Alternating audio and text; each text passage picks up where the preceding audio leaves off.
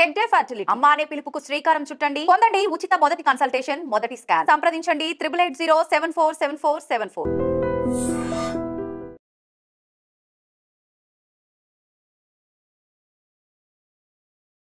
Welcome to iDream media. So unwanted hair, అవాంఛిత రోమాల సమస్య ఆడవారిని ఇబ్బంది పెడుతూ ఉంటుంది. ఈ సమస్య ఎందుకు ఈ ప్రాబ్లం అనేది ఎక్కువగా ఉంది. సో ఫేస్ మీద కూడా హెయిర్ అనేది మనం ఎందుకు చూస్తూ ఉన్నాము. సో అన్వాంటెడ్ హెయిర్ని న్యాచురల్ వేస్లో ఎలా తగ్గించుకోవచ్చు పూర్తి స్థాయిలో వివరాలు తెలుసుకుందాం. ఈరోజు మనతో పాటు ఉన్నారు ప్రముఖ యోగా అండ్ స్పిరిచువల్ గురు అరుణాదేవి గారు. మ్యామ్ నమస్తే. నమస్తే మ్యామ్. మ్యామ్, జనరల్గా ఈ పీసీఓడి, పీసీఓఎస్ ఇలాంటి హెల్త్ ఇష్యూస్ ఉన్నప్పుడు అన్వాంటెడ్ హెయిర్ అనేది చూస్తూ ఉంటాం, ఫేషియల్ హెయిర్ అనేది. జనరల్గానే అన్వాంటెడ్ హెయిర్ తగ్గించుకోవడానికి చాలా రకాల క్రీమ్స్ అవి వాడుతూ ఉంటారు. అలా కాకుండా జనరల్గా న్యాచురల్ వేస్ ఏమైనా దీన్ని తగ్గించుకోవడానికి, అన్వాంటెడ్ హెయిర్ రావడానికి ఇంకా ఇతరత్ర కారణాలు ఏమున్నాయి, యోగాలో దీనికి ఏమైనా ఉన్నాయా తగ్గించుకోవడానికి? అన్వాంటెడ్ హెయిర్ ఇవాళ చాలామంది పిల్లలు ఎదుర్కొంటున్న సమస్య ఇది. మరి ఇంటర్మీడియట్ వాళ్ళు అయితే పాపం వాళ్ళకి మీసాలు ఇక్కడ హెయిర్ వచ్చే, ముఖ్యంగా మీరు అన్నట్టుగా పీసీఓడి ప్రాబ్లమ్స్, ఇర్రెగ్యులర్ పీరియడ్స్, ఇవన్నీ ఈ ప్రాబ్లమ్స్ వల్లనే, ఈ హార్మోనల్ ఇన్బ్యాలెన్స్ వల్లనే మనకి ఈ ముఖ్యంగా టెస్టోస్టెరాన్ వీళ్ళలో పెరగడం వల్ల ఈ హెయిర్ అనేది రావడానికి కారణం. ఫుడ్ ఒకటి, చాలా ప్రాసెస్డ్ ఫుడ్ తింటున్నాం మనం. బాగా నిలువ ఉన్న ఆహారాలు ఎక్కువ తింటున్నారు. ముఖ్యంగా దాంట్లో బాగా అంటే చిప్స్, ఏ కంపెనీ అయినా ప్యాకెడ్ ఫుడ్ చిప్స్ చాలా చాలా, అది కూడా అంతే. దానికి ఎంతగా అలవాటు పడిపోయారంటే ఈ చిప్స్. ఇది వరకు అంటే మా టైంలో అప్పడాలు, వడియాలు, అవి చిప్స్, మిరపకాయలు, ఏంటి చల్ల మిరపకాయలు, గుమ్మడి వడియాలు, ముక్కల వడియాలు, ఇట్లాంటివి చక్కగా వేయించి, లేకపోతే గుగ్గిళ్ళు అలాంటివి వేయించి ఉప్పు కారం వేసి అట్లా ఇచ్చేవాళ్ళు. అప్పడాల మీద కూడా అన్నీ వేసి ఇచ్చేవాళ్ళు. ఇప్పుడు అసలు అవి తినేవాళ్ళు ఎంత తక్కువైపోయారంటే పిల్లలు కూడా తినేవాళ్ళు కాదు. అప్పట్లో ఇంతంత డబ్బాలు, ఇంతంత సంచుల్లో పెట్టి వేసవకాలంలో పెట్టి ఇంట్లో ఉంచేవాళ్ళు పిల్లలకి. ఇంటికి రాగానే కాస్త మురమరాలు అవి కలిపి ఇవ్వడం, ఓ రోజు ఈ వడియాలు ఇవ్వడం, అట్లా చేసేవాళ్ళు. అదే చాలా బాగుండేది. ఇప్పుడు అసలు ఎవరు వడియాలు వేయించి అప్పడాలు వేయించిస్తే తినేవాళ్ళు ఇప్పుడు పిల్లలు లేరు ఎవరికైనా. అసలు చిప్స్, లేస్, ఇంకా ఏ రకరకాల company, potato chips, onion chips, olive chips, potato chips, olive chips, అదే బనానా చిప్స్, ఇవి ఫ్లేవర్స్ అందులో విపరీతంగా. అసలు వాళ్ళు అందులో ఏ ఆయిల్లో వేయిస్తాడో మనం చూస్తూ ఉంటాం బయట. ఆ 5 రూపీస్ చిప్స్ తిని 5 lakhs బిల్ అవుతున్న పరిస్థితి మనం చూస్తాం. సో తర్వాత నూడిల్స్, ఈ ఇన్స్టెంట్ నూడిల్స్ అంటే మామూలుగా ఒట్టిగా మనం నూడిల్స్, హోమ్ మేడ్ నూడిల్స్ తెచ్చుకుని మన స్టైల్లో మనం వండుకుంటే అదేం పర్వాలేదు. కానీ ఈ నూడిల్స్ మసాలా ఉంటుంది చూడండి, ఆ మసాలాలో కలిపే కెమికల్స్ ఉంటాయి కొన్ని. ఆ టేస్ట్ ఒకటి బాగా అలవాటు పడిపోయారు. 2 minutes, అన్ని 2 minutesలో ఉండేవి చాలా వచ్చేసినాయి ఇప్పుడు. ఈవెన్ ఉప్మాలు కాడి నుంచి అన్ని instant idli, instant dosa, instant ఇది, ఇన్స్టెంట్ మిక్స్లు. అంటే మనం ఇంట్లో ఇన్స్టెంట్ గా చేసుకునే వేరు, అందులో మనం ఏం కలపం. ఏదో 15 రోజులు 20 రోజులకు చేసుకుంటాం, అయిపోతే మళ్ళీ చేసుకుంటాం పిండిలు. అలా కాకుండా మీరు బయట ప్యాకింగ్ దొరుకుతుంది చూడండి, ఇన్స్టెంట్ కర్రీస్, పన్నీర్ కూర, ఇవన్నీ ఉంటాయి కదా. తర్వాత ఇన్స్టెంట్ గా చేసే పరోటాస్, ఇంకా చాలా వచ్చేసాయి ఇవాళ. అసలు కూరలు, పాలక్ పన్నీర్ తెచ్చేసుకుని అది జస్ట్ హాట్ వాటర్ లో డిప్ చేసేసుకుని తినేస్తారు.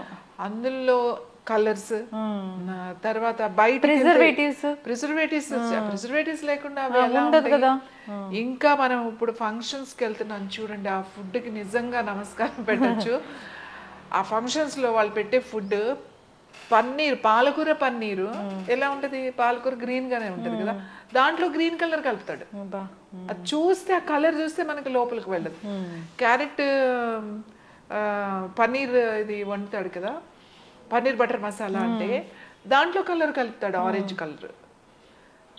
కద్దు మీఠా అని అంటాడు, దాంట్లో కలర్ కలుపుతాడు, గ్రీన్ కలర్. అసలు ఫుడ్ కలర్స్ ఎంత విపరీతంగా వాడుతున్నారంటే పర్టికులర్గా ఫంక్షన్స్. అసలు ఈ ఫంక్షన్స్ చేసేవాళ్ళు ముందు చెప్పాలి, కలర్స్ వేయడానికి వీలు లేదు. టేస్ట్ అదే కదండి, చూడడానికే కదా కలర్, అదేమి టేస్ట్ రాదు కలర్ కలిపినందువలన. చూడడానికి అది ఎర్రగా ఉంటుంది, ఇది పచ్చగా ఉంటుంది, అందుకే కలుపుతారు కదా. సో ఈ ఫుడ్ కలర్స్ అనేవి వేయకూడదండి. ఫుడ్ కలర్స్ చాలా చాలా చాలా ప్రమాదం. ఇవి ఎదిగే పిల్లల మీద దాని ప్రభావం చూపిస్తుంది. Main cakes, different colours cakes, pastries. ఆ పేస్ట్రీస్ లో చూడండి, మ్యాంగో అంటే yellow colour, pineapple colour, green colours, kiwi అంటే అది అసలు కలర్ కాదు. సో ఈ కలర్స్ ఏవైతే ఉన్నాయో ఈ క్రీమ్స్ లో, ఇవన్నీ పిల్లల హార్మోన్స్ మీద ప్రభావం చూపిస్తున్నాయి. మనకు తెలియకుండా ఎంత తింటున్నామో, ఎంత పెడుతున్నామో పిల్లలకి. ముఖ్యంగా నట్స్ ఉంటాయి కదా, నట్స్ ఉన్న చాక్లెట్స్, చాలా కంపెనీస్ లో నట్స్ ఉన్న చాక్లెట్స్, అవి కూడా అస్సలు మంచివి కదా. నట్స్ ఉన్న చాక్లెట్స్, ఆ డ్రై ఫ్రూట్సే కదా, కొంచెం చాక్లెటే కదా అని తింటాం. చాక్లెట్ మంచిదే, ఏది చాక్లెట్ మంచిది, డార్క్ చాక్లెట్ మంచిది. కానీ ఎవరు తింటారు డార్క్ చాక్లెట్? అది కొంచెం క్వాంటిటీ, అది కూడా తినే వాళ్ళు కూడా తినలేం. అది ఎందుకంటే కొంచెం ఆ బిట్టర్ చేదు టేస్ట్ ఉంటుంది కదా. మిగతా అన్ని ఇందులో ఏమో డాల్డా ఉంటుంది. ఏదైతే ఈ చాక్లెట్స్ ఉన్నాయో, ఈ మిల్క్ చాక్లెట్స్, నట్ చాక్లెట్స్ ఇవి ఉంటాయి, దాంట్లో ఎక్కువ డాల్డా కలుస్తుంది. ఇంకేం ఫ్యాట్ కలుస్తుందో మనకు తెలియదు. ఇవన్నీ కూడా పిల్లల ఆ గ్రోత్ హార్మోన్స్ మీద ప్రభావం చూపిస్తాయి.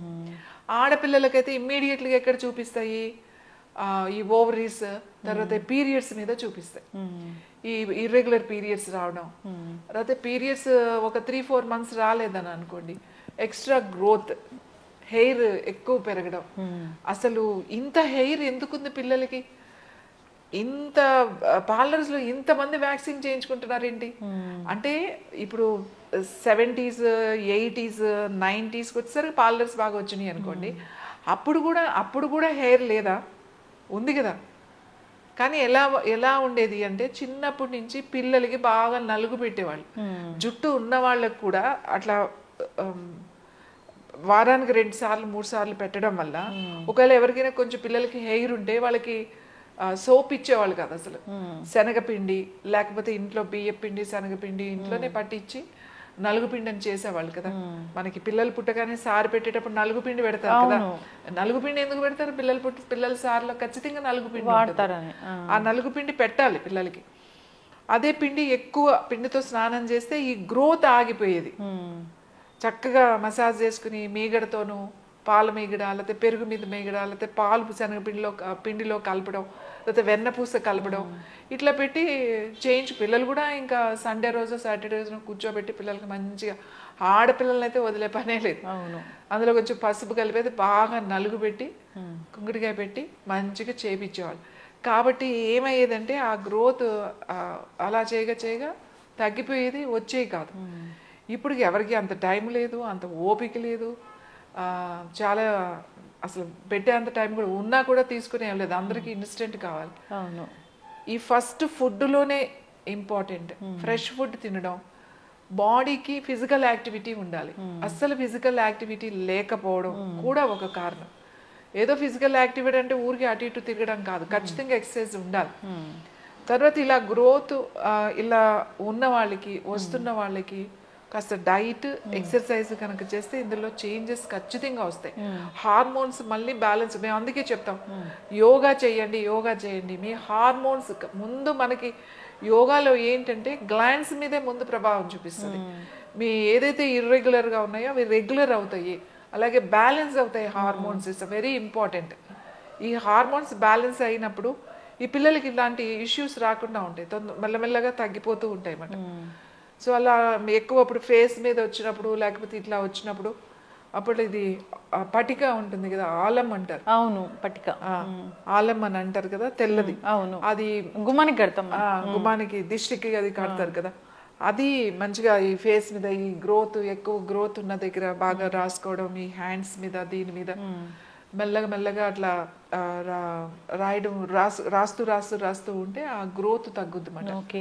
ముఖ్యంగా వాళ్ళు నలుగు పెట్టుకోవడం అలవాటు చేసుకోవాలి. న్యాచురల్గా వాళ్ళు కనుక నలుగు పెట్టుకోవడం అలవాటు చేసుకున్నట్టయితే, వారానికి కనీసం 2 రోజులు నలుగు పెట్టుకున్నట్టే, వాళ్ళకి ఏ పిండి పడితే ఆ పిండే, శనగపిండ, లేకపోతే పెసరపిండ, లేకపోతే వరి పిండ, ఏ పిండి అయినా మంచి పిండే, ఆ పిండి పెట్టుకుని సీజనల్గా ఫ్రూట్స్ దొరుకుతాయి మనకి. ఇప్పుడు పుచ్చకాయ ఉంటుంది, అరటిపండు ఉంటుంది, సపోటా ఉంటుంది, లేదా మ్యాంగో సీజన్లో మ్యాంగోస్ ఉంటాయి, కొంచెం పల్పు ఉంటుంది. ఎంత లేదన్నా ఒక అరటిపండు కొంచెం బాగా పండిపోయినవి ఉంటాయి, కట్ చేసి పెడితే ఒక ముక్క మిగిలే ఉంటుంది, పప్పాయి పండు కానీ ఏదైనా. ఆ పిండిలో కొంచెం అది కలిపేసేసి కొంచెం మంచిగా ఫేస్కి అది నలుగు పెట్టుకున్నారనుకోండి, అసలు మీరు ఏం పెద్ద పెద్దగా కష్టపడక్కర్లేదు. ఆ గ్లో ఉంటుంది, సర్క్యులేషన్ బాగా అవుతుంది, తర్వాత మీకు అన్వాంటెడ్ హెయిర్ కూడా రాకుండా ఉంటుంది.